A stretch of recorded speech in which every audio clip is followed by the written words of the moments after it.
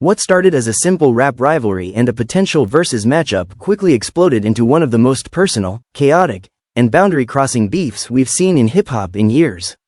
50 Cent didn't just go after T.I.'s music or legacy, he dragged T.I.'s entire family into the drama, turning what could have been a fun battle of catalogs into a viral, deeply shocking confrontation that had millions glued to their screens.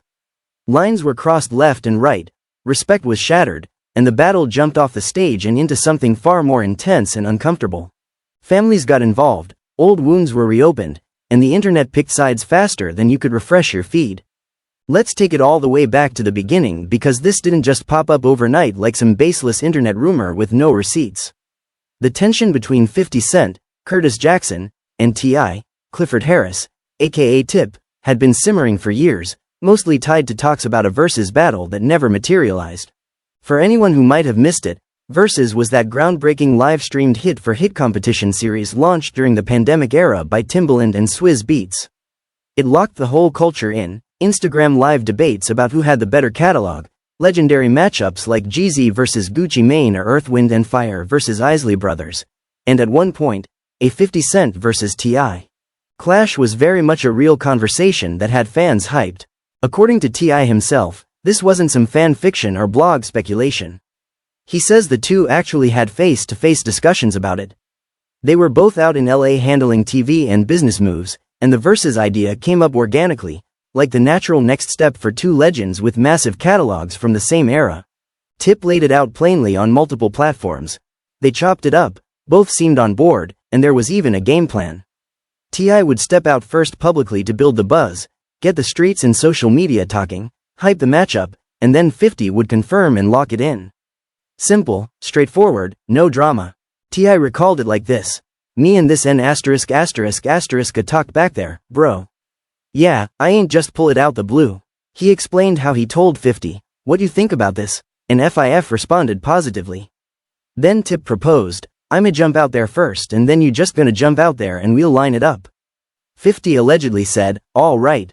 Cool, right? Easy play." But here's where everything went completely left. According to T.I., when Tip went public and started putting the word out, teasing the battle and building anticipation, 50 Cent switched up completely.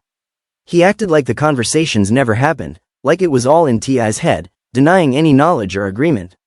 That flip-flop felt like straight betrayal to Tip, not just declining the battle. That would have been fine if 50 had been upfront about it.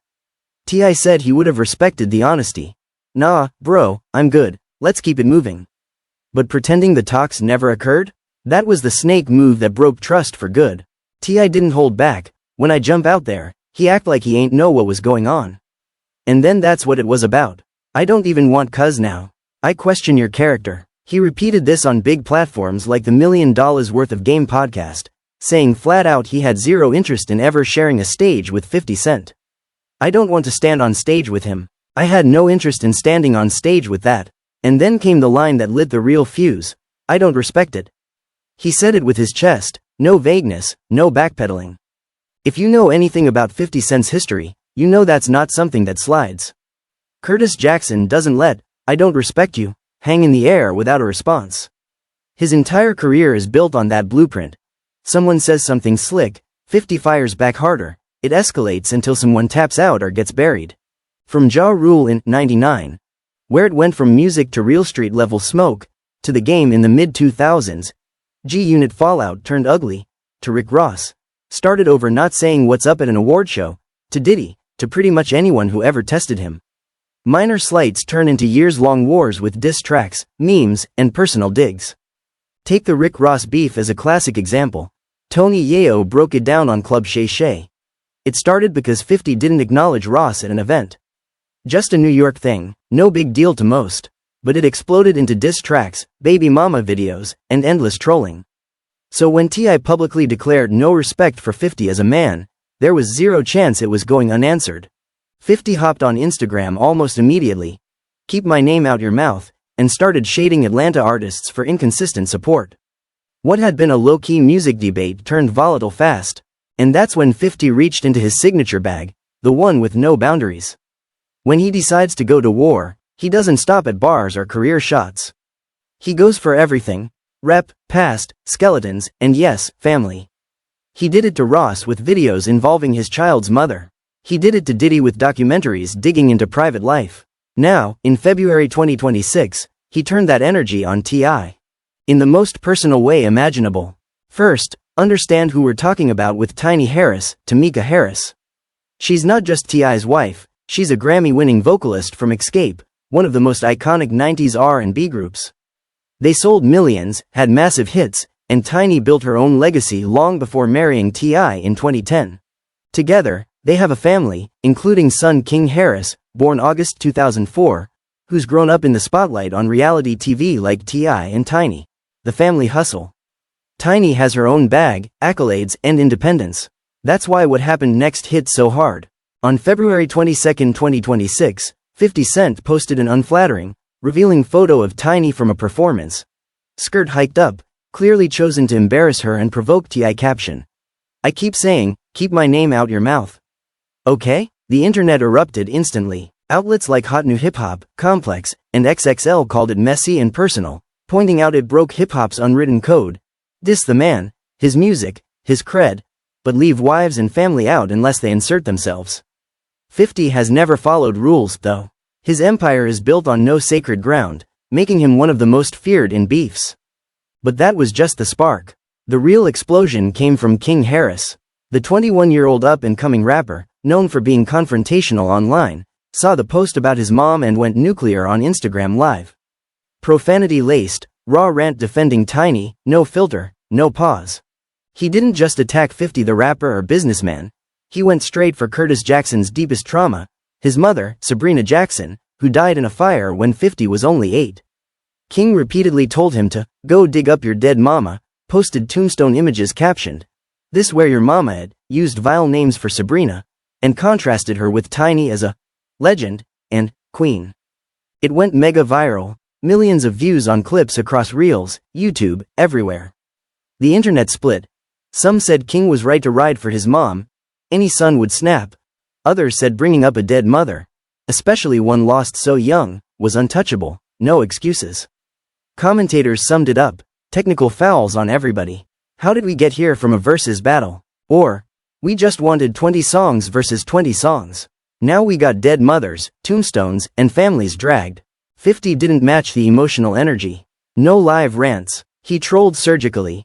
A Pepe the Frog meme with, lol, clowning King without words, devastating because it said, you're not worth getting mad over, lil bro.